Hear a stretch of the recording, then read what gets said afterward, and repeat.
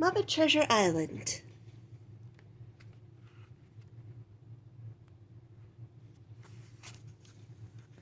Adapted loosely by Jennifer Dustling from the movie Muppet Treasure Island.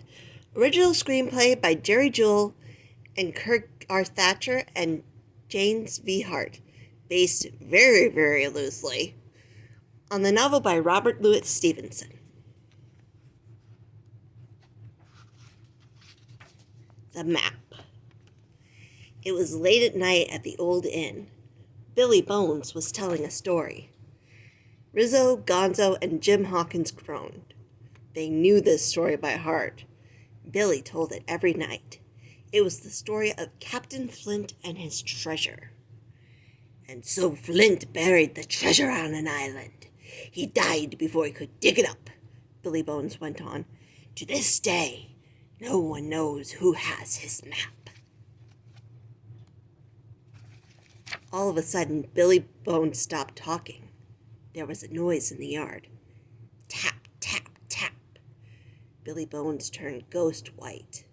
Tap, tap. The noise was coming closer. Tap, tap, tap. It was outside the door. The door opened slowly. It's Blind Pew! Billy shrieked. I know you're here, Billy, Pew said. He took a few steps and stumbled over a chair. Then he crashed into the wall. Pew's hand touched an old moose head. Ah, Billy, he said to the moose. I'd know your face anywhere. Billy Bones could not help it. He laughed. That was a big mistake. Now Blind Pew knew just where Billy was. Pew spun around. He handed something to Billy. Then Blind Pew tapped out the door. Billy Bones opened his hand. There was a piece of paper with a black circle on it. The black spot! Billy Bones shouted. The pirates are coming too! He dragged a finger across his throat. To shave him? Rizzo asked. No, nitwit. Gonzo lowered his voice. To kill him! Suddenly, Billy Bones clutched his heart. His eyes bugged out. He fell backward. Is he dead? Rizzo whispered. Almost, Billy groaned. Then he called for Jim. Here, take the map. I had it all along. The map! Jim's eyes grew wide. Did this mean there really was a treasure? Beware! Billy Bones sat up again. Beware the one-legged man! Those were his last words. Now he wasn't almost dead. He was really, really dead. The ship. Jim, Gonzo, and Rizzo left the inn that very night. They were going to sail to the island on the treasure map. Jim found the ship. The captain was a dashing frog named Smollett, but the crew was a strange and ugly bunch. Most were missing something, a hand, an eye, a head, and they smelled. Did Jim care? Well, only when the wind blew the wrong way. By morning, the ship was on its way. Jim was on his way, too. To find food. He was starving. He followed his nose to the galley. There behind the counter stood the cook. I'm Long John Silver, he told Jim. Can I get you some grub, lad? Grub sounds good, Jim nodded. Long John handed Jim a dish of grub stew. Jim tried to bite. Some of the grubs were still moving. Yuck!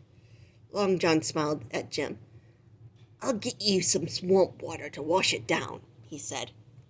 Long John grabbed a crutch from behind the wall. Thump, thump. He came out from behind the counter. Jim stared at him. Long John Silver had only one leg. Was Long John the one-legged man Billy Bones had warned Jim about? No, he couldn't be. Long John was just a cook. A pretty bad cook. But he was no pirate. Soon Long John and Jim became best friends. Long John taught Jim how to steer the ship. He taught Jim which star pointed north, and Jim told Long John everything. He even told him about the treasure map. "Your secret is safe with me," Long John said.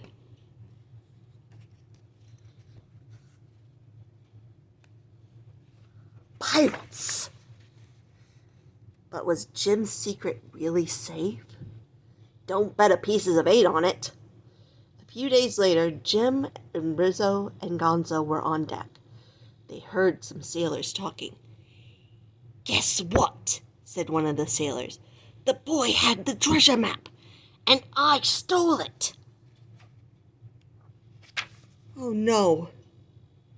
Jim knew that voice. It was Long John Silver. He wasn't just a rotten cook. He was a rotten pirate. The sailors were all pirates. Just then a cry rang out. "Land ho!" Someone had spotted the island. Jim jumped up. He had to warn the captain about the pirates. But Jim never got the chance. "Not so fast," said Long John. He grabbed Jim and pulled him into a boat. The pirates were taking the boat to the island. "Cast away, men!" Long John shouted. "Bye, Jim!" Rizzo waved from the deck. "Have a good time!" Gonzo shook his head. "Cheese brain! Jim isn't going sightseeing. Jim is a prisoner!" The island. The pirates landed on the island. It was wild and overgrown. No hotels, no fast food, no road even. They hacked a trail through the jungle. They were looking for the treasure. At last they came to a huge cave. Flint's treasure cave. "The treasure is ours!" the pirates shouted with glee. "No more swabbing decks!" cheered one. "No more of Long John's cooking!" yelled another. "Disney World, here we come!" they all shouted. The pirates raced to the cave. It was full of big sea chests. The pirates flung open all the chests one by one, but they all had the same thing inside. Nothing.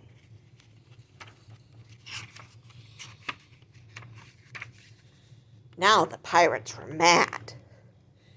They turned on Long John. "There's no treasure in no Disney World," sobbed Polly Lobster. The pirates took out their knives. Long John Silver did not move. "Run, lad," he whispered to Jim. "Run for your life." Jim was surprised. Long John was no angel, but he was not all bad. "Run," Long John said again. Jim ran. Jim was free, but the captain, Rizzo, and Gonzo did not know it. They sneaked onto the island to rescue Jim. Before long, they heard a strange snuffling sound. "Gonzo, do you have a cold?" Rizzo asked. "I have some nose spray." But it was not Gonzo. It was 5 huge, warty boars. They grabbed the captain, Rizzo, and Gonzo and carried them off. The boars took the prisoners to a clearing. The boars began to attack. Boom, shakalaka, boom, shakalaka. The boars chanted. Rizzo, Gonzo, and Smollett were scared. Was this the end? All of a sudden, an elephant walked into the clearing. There was a big tent on its back. The flaps opened slowly, and out stepped a jungle goddess, the queen of the boars. The boars bowed. Thank you, said the queen. "I love you too." "Benjamina," the captain cried. He knew this pig. She was not just a jungle goddess. He was his old girlfriend, his old ex-girlfriend, Benjamina Gunn. The pig looked at the frog. "Smalley?" she asked. She was surprised. She was also mad. Really mad. "You dumped me on our wedding day," she shouted. "So take that!" With a mighty hi-ya, she sent Smollett flying. He sailed into the clearing right into a gong. Boing! Benjamina fixed her gloves and turned to the guards. She pointed at Gonzo and Rizzo. "Tie them to the stake," she said. "But not him," she added. She grabbed the poor frog. "He comes with me." Jim had seen the whole thing. He sneaked up to the stakes when the boars were not looking. "Hey, guys," he whispered. "Jim!" Rizzo and Gonzo cried. "Get us out of here!" One of the boars was cutting up carrots into a big pot of boiling water. "The boars are having something new for dinner," Gonzo said. "Us!" After Jim cut them loose, the three friends searched the island for the captain. Finally, they spotted him with the Pig Queen and Long John Silver. Captain Smollett was hanging upside down over the edge of a cliff, and so was the Pig Queen. "For the last time, where is the treasure?" Long John hissed. He raised his sword to cut the captain's rope. "Stop!" the Pig Queen shrieked. "Don't hurt my frog. The treasure's at my place." Treasure! Long John flung open the door to the Pig Queen's house. There was Flint's treasure. Sparkling jewels, gold coins. It was the real stuff, too, not chocolate money. Suddenly, the pirates appeared. Now they all wanted to be Long John's best friends. "Long John, old buddy, old pal," Polly Lobster whined. "Need a hand? A hook? Or a claw?" The pirates carried the treasure to the beach. They loaded it onto rowboats. "When we tried to kill you, we were only kidding," the pirates told Long John. The pirates were so busy they did not see the big ship sailing towards them. Jim was at the helm. He was ready to take on the pirates. But first he had to save the pirate, or the captain, and that Pig Queen, too.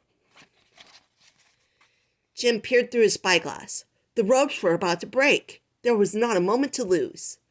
Jim sailed the ship right below Benjamina and Smollett. Snap! The ropes broke. The frog and the pig dropped down, down, down. They landed safely on the ship. "It is about time you got here," Benjamina huffed. Then all of a sudden, there was a sound like thunder. 2 cannonballs soared through the air. Jim was firing at the pirates. The cannonballs smashed into the rowboats. Pirates scattered everywhere. After that, it did not take long to capture the pirates. The captain locked them up. Then he loaded the treasure and set sail for home, where they all lived happily.